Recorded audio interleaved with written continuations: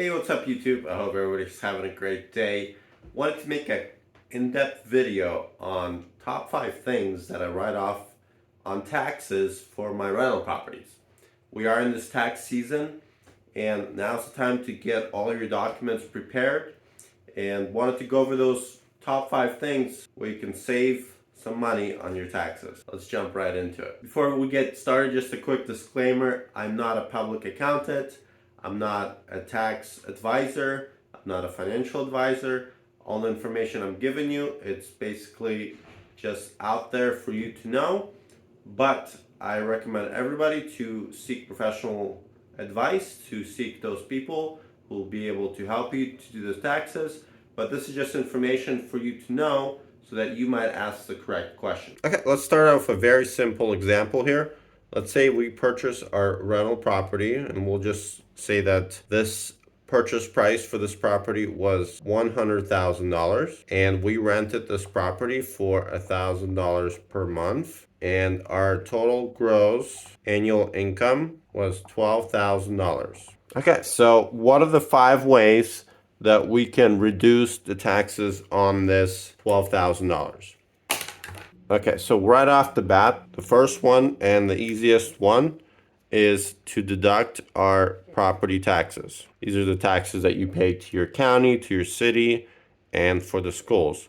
In this example, let's say our property taxes are $3,000 on this property. The next line item that we're going to deduct is our insurance cost. And let's say our insurance is $700 for this property. The next item we're going to deduct is any repairs that we had to do throughout the year. So let's say, for example, a door broke, or we had a hot water tank that needed to be replaced. Anything like that will go under repairs. Now, if we do any type of improvements, meaning that if we wanted to replace the whole roof with a brand new one, or we wanted to rip out all of the carpet and put nice new vinyl plank throughout the whole property, that would count as improvements, and you cannot deduct improvements all at the same time. It would have to be scattered throughout a number of years. Let's say it would be between 5, 10, or 15 years, and this is where an accountant will be able to advise you what's the proper way to do it.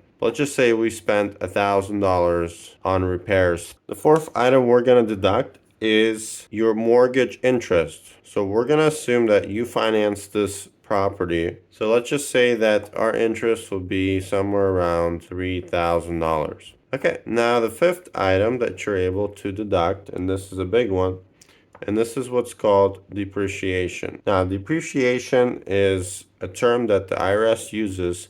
Basically, they're saying that over time your property will be dilapidated. It's going to need repairs, it's going to wear out. So basically the IRS is saying that for 27 and a half years you get to deduct depreciation.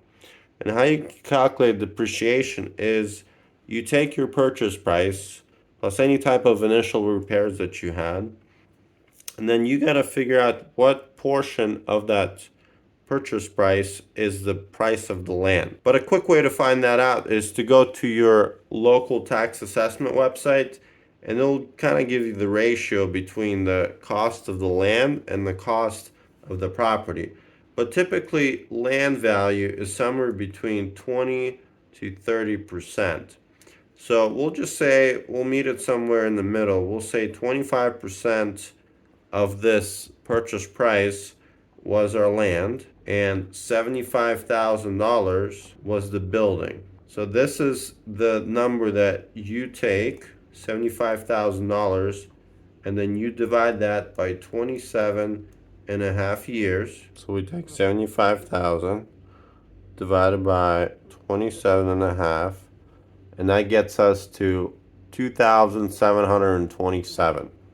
We'll just round it down for simple math. We'll just say it's $2,700. You're going to be deducting that, basically the same amount, for the next 27 and a half years. So now let's add all this up. So that gets us to $10,400. Now, what I did not include in any of this calculation is if you have any expenses such as meals, let's say if dinners or lunches that were related to your real estate investing, you can write off mileage.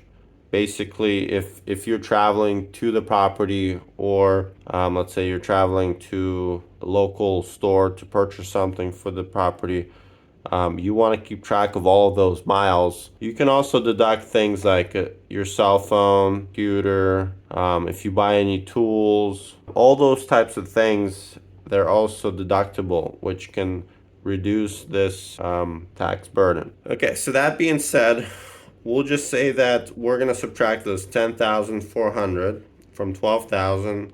So that leads us to $1,600 in taxable income. What's nice about rental income is that IRS considers it as passive income. So unlike your W-2 job or your 1099 job, where you have to pay for things like Medicare, Social Security, unemployment, state taxes, or your local taxes, with passive income qualification for rental income, you don't have to pay any of that. The only thing that IRS is going to tax you on is your federal taxes. And so basically, whatever your income is from your other jobs, let's say you work a W-2 job, and let's say your income for that year is $50,000. After all of our deductions, our actual taxable income is going to be $1,600. So we would add that to this line item. That would be $51,600. So it's what's called a pass-through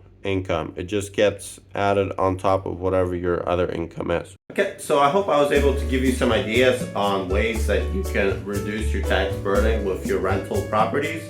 And if you like this video, I'd appreciate a thumbs up. If you're new to this channel is about real estate investing. I do some DIY projects. I talk about my sauna, talk about ways to save money. Basically the things that interest me, and I hope they are useful to you as well. So we'll see you next time. Thank you guys.